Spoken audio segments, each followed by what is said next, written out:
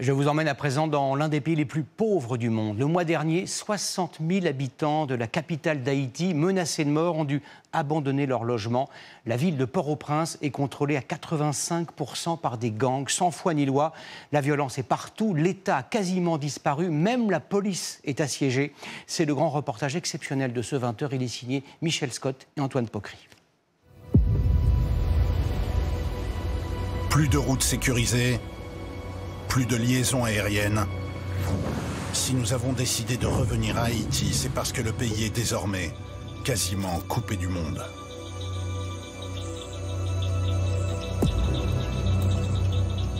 Après une arrivée par la mer, il faut traverser les montagnes pour parvenir à rejoindre Port-au-Prince, la métropole dont les gangs ont en grande partie pris le contrôle. Ici, la vue d'un étranger de passage est rarissime. Et 2 ans après notre dernière visite dans la perle des Caraïbes, comme on l'appelle, un constat. Les choses ne se sont vraiment pas améliorées.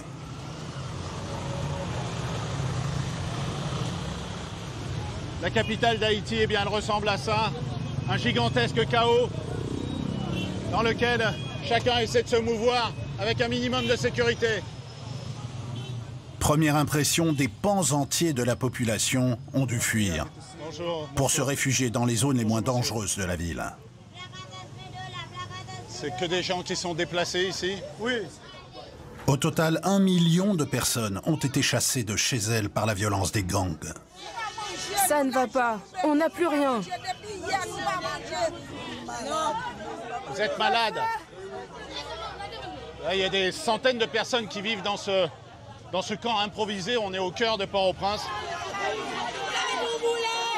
Tous ces sans-abri viennent d'un même quartier, celui de Solino, situé à quelques centaines de mètres à peine d'ici, mais désormais inaccessible pour eux. Pour obtenir un droit d'entrée, il faut négocier avec le groupe armé qui l'occupe.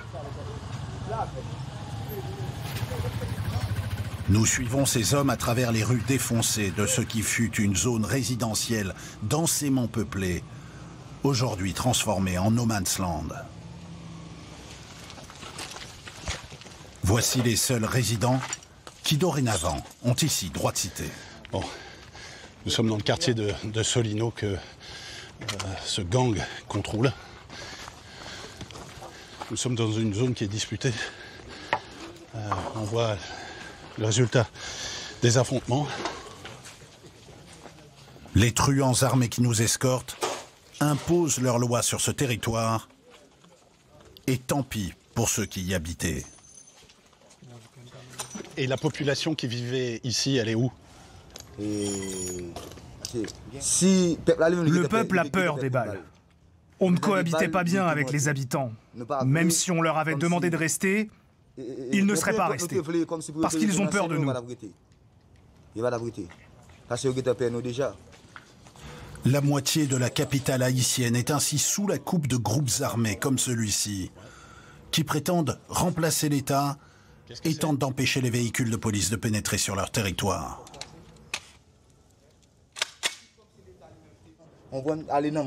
Tous ces quartiers sont sous le contrôle des mafias, pas celui de la police. Ils sont à nous. Alors pour sauver Haïti du désastre, il n'y a plus qu'une poignée d'hommes. Témoins de leur combat quotidien, ces blindés éreintés par des centaines d'heures d'affrontements. Eux ont prêté serment et ont décidé de ne pas se laisser faire. On va arriver avec nos moyens lourds et dégager la voie. On va s'aider de nos images de drone et localiser ces personnes. Et vous allez essayer de quoi? De pénétrer à l'intérieur? De pénétrer et arriver dans une maison où se retranchent les gangs. C'est dans ces engins à l'épreuve des tirs que l'équipe commando de la police commence sa progression en terrain ennemi. Et dès le début, il y a des signes menaçants qui ne trompent pas. Il y a quoi? Qu'est-ce que vous voyez? C'est un crâne humain. Les restes d'une cérémonie vaudou pour faire peur. Un coup de pistolet bien ajusté à 30 mètres de distance permet de détrôner l'ossement maléfique Mais très vite, la colonne va être prise à partie. Ils se cachent comme des rats.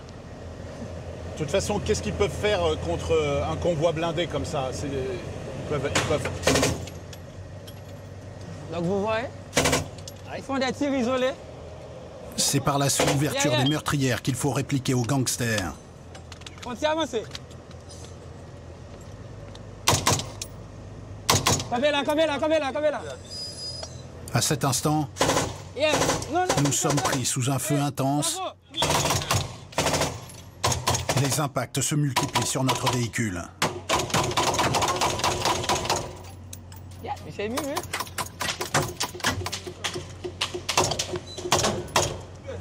Là, ça a bien tapé sur la vitre.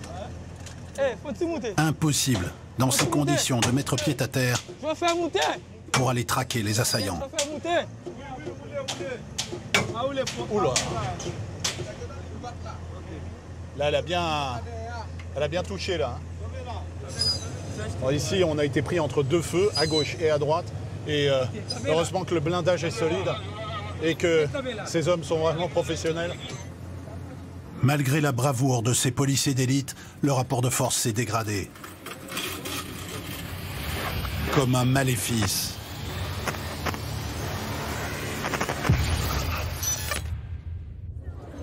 Dès le lendemain, provocation suprême, le gang voisin de celui de Solino décide de mobiliser les civils sous son contrôle.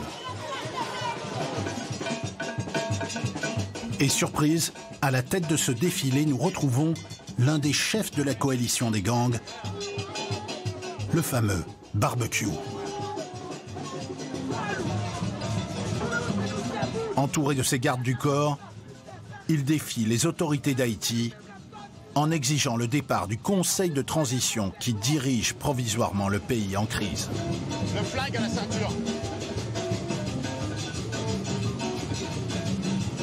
Il y a cette population qui me fait confiance. Des gens qui croient en moi. Des gens que je protège. Pour cette population, je représente l'État. En fait, la plupart d'entre eux marchent le visage masqué. Cette démonstration de force est bien celle des membres du gang, de leurs familles et de leurs obligés. Tous osent même rebaptiser cette alliance du crime sous un slogan politique qui ne manque pas de sel.